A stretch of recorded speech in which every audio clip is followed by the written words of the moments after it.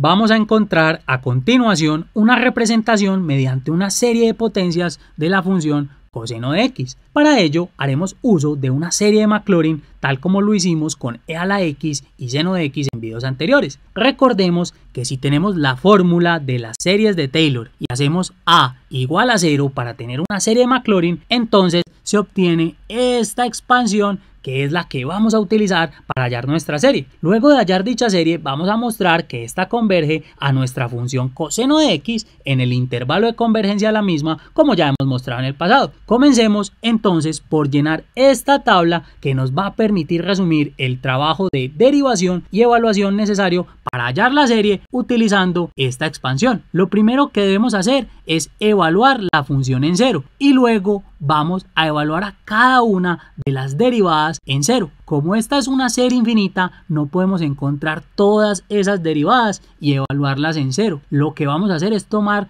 las 6 primeras derivadas y a la función como tal y evaluar todo en cero y con ello encontrar un patrón de formación para nuestra serie. Cuando n es 0 estamos hablando de la función. Ya habíamos hablado de eso en videos anteriores. Si aquí sustituimos a n por 0, tendríamos la derivada de orden 0, lo cual no tiene ningún sentido. Entonces aquí escribimos la función como tal, que es coseno de x. Debajo de coseno de x vamos a escribir todas las derivadas hasta llegar al orden 6. Y al frente luego de la función vamos a tener la función evaluada en 0 y para cada una de las derivadas evaluadas en 0. Comencemos por llenar esta columna. ¿Cuál es la derivada de coseno de x? La derivada de coseno de x es menos seno de x. La derivada de menos seno de x. La derivada de seno de x es coseno y con este menos entonces tenemos menos coseno de x. ¿Cuál es la derivada de menos coseno de x? Ya sabemos, la derivada de coseno de x es menos seno y con este menos, por ley de signos, tenemos menos por menos queda más seno de x.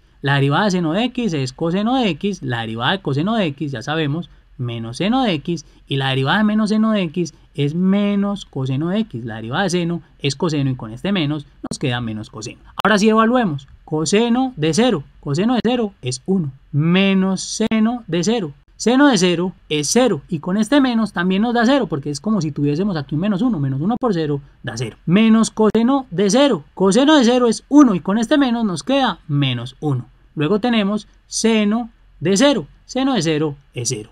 Luego coseno de 0 que es 1. Luego tenemos menos el seno de 0 que ya sabemos es 0, lo habíamos encontrado por acá. Y luego tenemos menos coseno de 0 que es menos 1. Coseno de 0 es 1 y con este menos nos queda 1 negativo. Utilicemos estos resultados en esta expansión para que encontremos nuestra serie. Comenzamos con la función evaluada en 0 que ya sabemos es 1. Luego tenemos la primera derivada evaluada en 0 por x. Y el resultado de la primera derivada evaluada en 0 nos dio 0 por x, entonces vamos a escribirlo 0 por x. Luego tenemos la segunda derivada evaluada en 0 por x al cuadrado sobre 2 factorial. Y el resultado de evaluar a la segunda derivada en 0 nos dio menos 1, o sea que tenemos menos 1 que multiplica a x2 sobre 2 factorial. Luego tenemos la tercera derivada evaluada en 0, que es 0, esto que multiplica a x a la 3 sobre 3 factorial. Luego se tiene la cuarta derivada evaluada en 0 que nos dio 1 positivo que multiplica a x a la 4 sobre 4 factorial. Luego tenemos la quinta derivada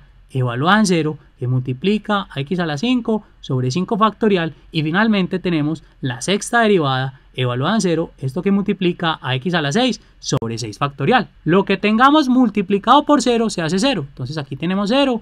Esto se hace 0 y esto se hace 0. ¿Qué nos queda finalmente? Nos queda 1. Luego tenemos menos 1 por x al cuadrado sobre 2 factorial. O sea, menos x al cuadrado sobre 2 factorial. Luego se tiene 1 por x a la 4 sobre 4 factorial, que es x a la 4 sobre 4 factorial. Luego tenemos menos x a la 6 sobre 6 factorial, porque aquí tenemos menos 1 que multiplica x a la 6 sobre 6 factorial. ¿Será que ya podemos saber cuál es el término que sigue, sin necesidad de seguir construyendo valores con esta tabla? De hecho sí, aquí tenemos más, menos, luego sigue más, vamos a tener x a la 8 sobre 8 factorial. Tenemos la sucesión de números pares como exponentes, 2, 4, 6, 8. Y en el denominador tenemos ese mismo exponente, pero factorial. Este 1, de hecho, nosotros lo podríamos escribir como x a la 0 sobre 0 factorial. X a la 0 nos da 1 y 0 factorial nos da 1. 1 entre 1